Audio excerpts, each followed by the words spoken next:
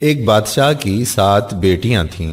ایک دن بادشاہ بہت خوش ہوتا ہے اور اپنی 7 بیٹیوں کو بلا کر پوچھتا ہے کہ میں تم سے ایک سوال پوچھوں گا اور اگر جواب اچھا لگا تو تمہارا من چاہا انعام بھی دوں گا۔ سب ایک قطار میں کھڑی ہو جاؤ اور ایک ایک کر کے بتاؤ کہ تم کس کا دیا کھاتی ہو اور کس کا دیا پہنتی ہو۔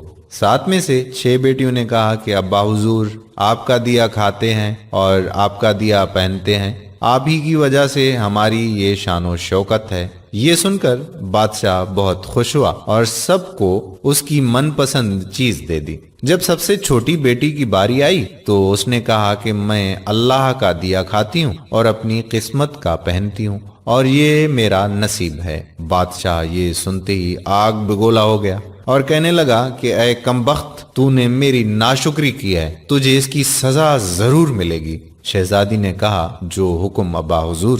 بادشاہ نے سپاہیوں کو حکم دیا کہ جاؤ اسے جنگل میں چھوڑ آؤ، میں بھی دیکھوں کہ یہ میرے بغیر کیسے اللہ کا دیا کھاتی ہے اور اپنے نصیب کا پہنتی ہے۔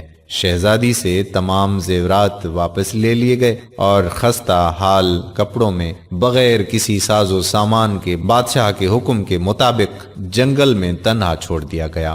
لیکن شہزادی بہت مطمئن تھی اور اللہ پر توکل تھی کہ جو اس نے رزق اور عیش و عشرت میرے نصیب میں لکھی ہے وہ مجھے ضرور ملے گی۔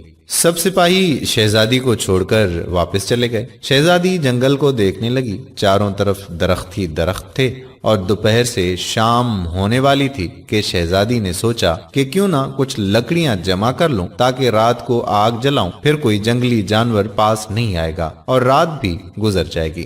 شہزادی جنگل میں لکڑیاں ڈھونڈنے چل پڑی۔ اس کی نظر ایک جھونپڑی پر پڑی جہاں باہر ایک بکری بندھی ہوئی تھی اور اندر سے کھانسی کی آواز آ رہی تھی۔ پہلے تو شہزادی بہت حیران ہوئی کہ اتنی ویران جگہ پر جھونپڑی۔ جب وہ جھونپڑی کے اندر داخل ہوئی تو کیا دیکھتی ہے کہ ایک بوڑھا ضعیف ایک چارپائی پر لیٹا ہے اور کھانستے کھانستے پانی پانی پانی پکار رہا ہے۔ شہزادی ادھر ادھر دیکھتی ہے تو کونے میں ایک پانی کا گھڑا پڑا ہوا ہوتا ہے۔ وہ گلاس میں پانی بھر کر بوڑھے ضعیف کو پلاتی ہے اور جھونپڑی کی صاف صفائی کرتی ہے۔ اتنے میں بوڑھا ضعیف شہزادی سے پوچھتا ہے کہ بیٹی تم کون ہو اور اتنے بڑے جنگل میں تم اکیلی کیا کر رہی ہو؟ تب شہزادی اسے پورا ماجرا بتاتی ہے کہ وہ یہاں تک کیسے پہنچی۔ بوڑھا ضعیف اسے جھونپڑی میں ہی رہنے کا بولتا ہے اور کہتا ہے کہ میں شہر میں کام کرتا ہوں، صبح شہر چلا جاؤں گا اور 8 دن کے بعد آؤں گا، تم یہیں رہو اور جھونپڑی میں کھانے کا سامان ہے اور ندی پاس ہی ہے، تم وہاں سے گھڑا بھر لیا کرنا۔ صبح کو بوڑھا ضعیف شہر چلا جاتا ہے اور شہزادی یہاں اکیلی جھونپڑی میں سب صفائی کر کے بکری کا دودھ نکالتی ہے، آدھا اپنے لیے رکھ لیتی ہے اور آدھا باہر ایک کونے میں برتن میں ڈال کر رکھ لیتی ہے کہ رات کو کوئی جانور بھوکا یا پیاسا ہوگا تو پی لے گا، اور خود اندر آ کر سو جاتی ہے۔ صبح سویرے جب شہزادی اٹھتی ہے تو کیا دیکھتی ہے کہ دودھ کا برتن خالی اور پاس ایک لال پڑا ہے جو دیکھنے میں بہت ہی نایاب اور قیمتی معلوم ہوتا ہے، اور پاس ہی سانپ کے نشان بھی نظر آتے ہیں۔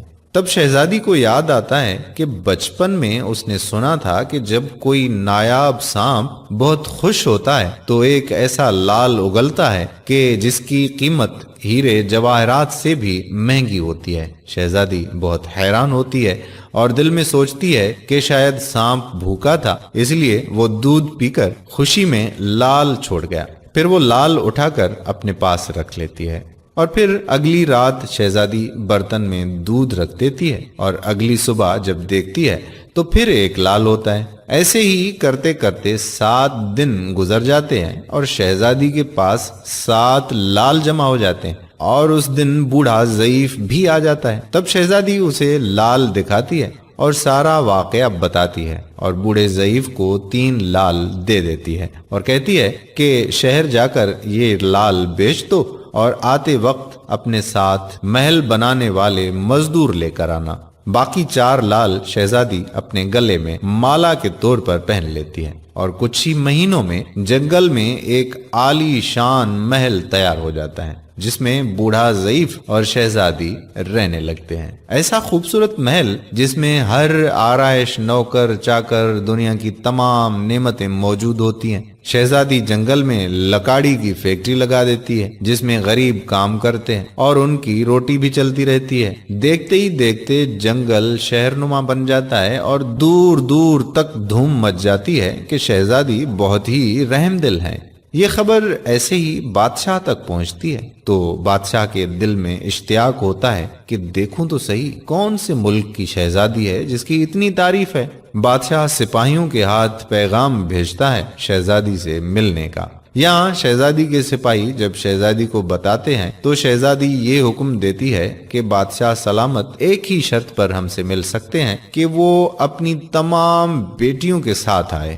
سپاہی جا کر بادشاہ کو پیغام دے دیتے ہیں۔ ایک دن بادشاہ اپنی تمام بیٹیوں کے ساتھ شہزادی کے محل جاتا ہے۔ شہزادی ان سب سے چہرے پر نقاب پہن کر ملتی ہے اور ان کے لیے 7 رنگ کے کھانے پیش کرتی ہے اور ہر کھانے کے ساتھ اسی رنگ کا جوڑا زیورات پہن کر آتی ہے۔ محل کی شان و شوکت، خوبصورتی اور شہزادی کا انداز بادشاہ اور باقی تمام شہزادیوں کو بہت حیران اور متاثر کرتا ہے۔ آخر میں بادشاہ شہزادی سے کہہ ہی دیتا ہے کہ تم میری بیٹی کی جگہ پر ہو اور میں بھی تمہارے کہنے پر اپنی تمام بیٹیوں کے ساتھ آیا ہوں، پھر ہم سے یہ پردہ کس لیے؟ بہت اصرار پر شہزادی کہتی ہے کہ ٹھیک ہے، میں تیار ہو کر آتی ہوں۔ سب شہزادیاں آپس میں سرگوشی کرنے لگتی ہیں کہ اتنی تو تیار ہے، اتنے مہنگے زیورات پہنے ہوئے ہیں، اب اور کتنا تیار ہو کر آئے گی؟ اتنے میں کیا دیکھتے ہیں کہ دور سے ایک خستہ حال کپڑوں میں کوئی آ رہا ہے، اور غور کرنے پر بادشاہ کو یاد آتا ہے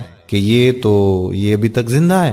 میں تو سوچتا تھا کہ اسے جنگل کے جانور کھا گئے، اور جب میں نے اپنے سپاہیوں کو اس کی خبر لینے بھیجا تھا تب انہوں نے ہی بتایا تھا کہ وہاں شہزادی کا کوئی نام و نشان نہیں ہے، تو یہ کیسے ممکن ہے؟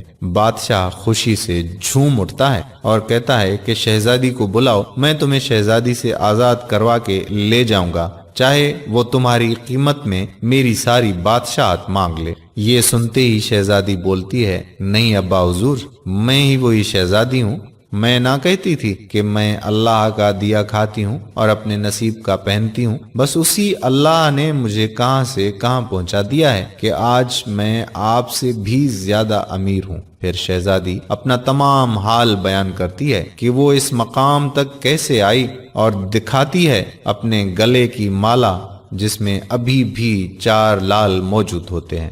یہ بات سنتے ہی باقی تمام شہزادیاں دل میں رشک کرنے لگتی ہیں اور سوچتی ہیں کہ اے کاش ہم نے بھی تب یہی کہا ہوتا کہ اللہ کا دیا کھاتی ہیں اور اپنے نصیب کا پہنتی ہیں۔ دوستو، ہمیشہ اللہ تعالیٰ کی ذات پر یقین رکھو، وہ جس حال میں بھی رکھے ہمیشہ شکر ادا کرو، وہ ذات تمہیں کبھی اکیلا نہیں چھوڑے گی۔